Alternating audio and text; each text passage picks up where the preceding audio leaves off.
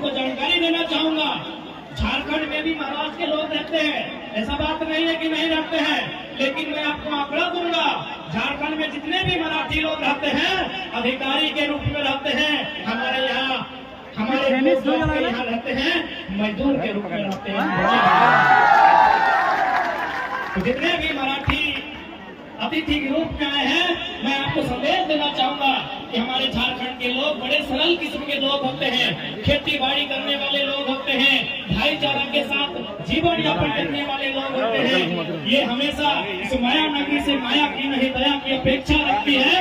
मैं आपको तमाम आंकड़े दूंगा कि आज के लोग भी हमारे राज्य में रहते हैं, अच्छी बात है, हम भी उनका आदर करते हैं, सत्कार करते हैं, सम्मान करते हैं, लेकिन जाके जांच कीजिएगा वो अधिकारी के रूप में रहते हैं, किसी कंपनी का जीएम है, किसी कंपनी में सीएमडी है, हमारे लोग यहाँ दुकान में है, हमारे लोग यहाँ मजदूर के रूप में है, हमारे लोग यहाँ ड्राइवर के रूप में है, हमारे लोग यहाँ वर्कर के रूप में है, क्योंकि झारखंड के लोग हैं हम लोग सरल स्वभाव के लोग। इसलिए मैं जितने भी यहाँ आसपास के लोग जो महाराष्ट्र की राजनीति से संबंध रखते हो, क्योंकि ये नगर निगम का क्षेत्र है, नगर निगम महानगर निगम है, तो जितने भी लोग संबंध रखते हो मैं उनसे निवेदन करना चाहूंगा, हमारे झारखंड के लोग, उनके साथ साथ तमाम जो लोग यहाँ प्रवासी के रूप में रहते हैं, उनकी यथासंभव सहायता की जाए, क्योंकि आज ये लोग जो यहाँ प्रवास होकर आए हैं ये आपसे दया, आपसे सहयोग की अपेक्षा रखते हैं। यदि हमने जरा से भी अन्य प्रदेशों की भांति अगर डोमिनेट करने का नेचर होता तो हमारे पास 40% खनिज संपदा है, अगर महाराष्ट्र के पास पत्थर का खदान है, यदि माया नगरी को आर्थिक राजधानी होने का गुमान है तो हम भी कोयला राजधानी से आते हैं। यदि माया नगरी को आर्थिक राजधानी होने का गुमान है तो हम भी देश की कोयला राजधानी से आते हैं, झारखंड से आते हैं। इसलिए हम चाहेंगे महाराष्ट्र और झारखंड का संबंध परस्पर आगे बढ़े, हमारे संबंधों में और मिठास भरे और सुगमता, सहजता, सरलता आए, ताकि हमें इस राष्ट्र की उन्नति में योगदान देने में हमारी भूमिका हो। हमारी यही खासियत है कि हम जहाँ जाते हैं उस अनुसार ढल जाते हैं। यदि हम महाराष्ट्र आए हैं तो हम महाराष्ट्र का आदर करते हैं, मराठी मानुष का आदर करते हैं, यही हमारी खासियत है। बाकी अन्य लोग भी झारखंड में रहते हैं, अन्य लोग भी झारखंड में रहते हैं, आप जाके वहाँ के व्यवहार को जांचिएगा, वहाँ के तौर तरीकों को जांचिएगा, जमीन आसमान का अंतर मिलता है। इसलिए आज ये महाराष्ट्र हम लोग सीखने आए हैं, क्योंकि कुछ दिन पहले, माफ कीजिएगा, कुछ दिन पहले हमने एक अखबार में पढ़ा था कि महाराष्ट्र में कोई एक ऑटो ड्राइवर था जो यहाँ के एसपी से सवाल किया था कि एसपी साहब डू यू नो मराठी। ये आपने भी पढ़ा होगा कि एक मामूली सा ऑटो ड्राइवर जो टेम्पो चलाता है वो किसी डिस्ट्रिक्ट के एसपी से पूछा था कि do you know Marathi, if you don't know Marathi get lost from here.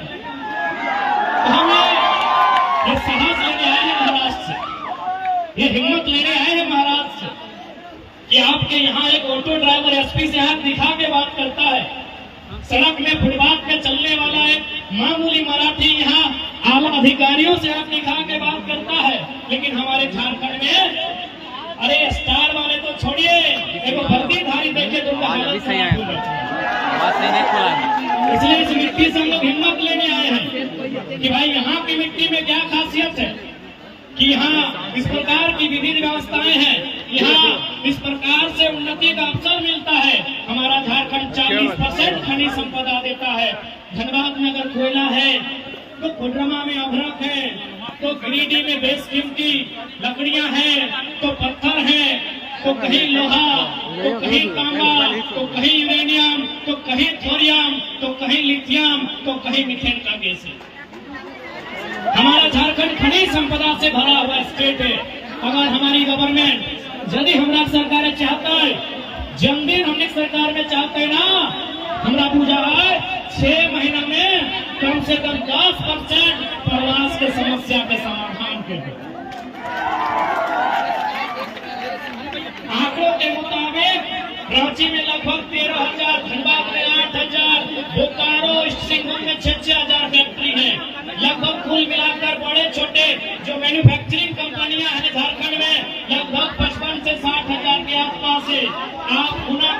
देखिए, अगर एक कंपनी में 100 लोगों को भी रखा जाए तो 60,000 कंपनियों में कितने लोगों का जगह बन सकता है? लगभग 60 लाख।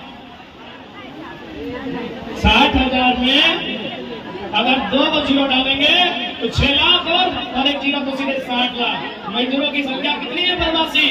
12 लाख। समाधान है कि नहीं है? लेकिन पॉलिसी नहीं है, नीति नहीं है हमारे पास। हम यहाँ आके मिले, हमारे भाइयों ने बताया कि हम ड्राइविंग करते हैं। अरे भाई ठीक है, आप ड्राइविंग करते हैं तो हमारे झारखंड में लगभग 7 लाख किलोमीटर तक सड़कों का जाल बिछा है। हमें ड्राइविंग का अवसर झारखंड की सड़कों में दिया जाए। हमने थोड़ी कहा कि हमें ड्राइविंग का हुनर है तो हमारे हाथों में डॉक्टर वाला छुरी दे दीजिए, किडनी की जगह गुर्दा ले निकाल लेंगे। हमने ये थोड़ी कहा।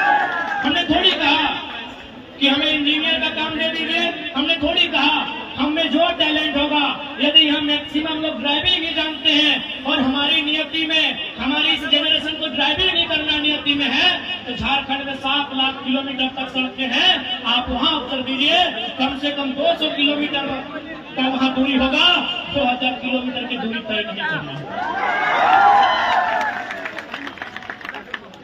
तो आखिर हमारी इस पीड़ा की, हमारी इस वेदना, हमारी इस तकलीफ का अनुभव कौन करेगा?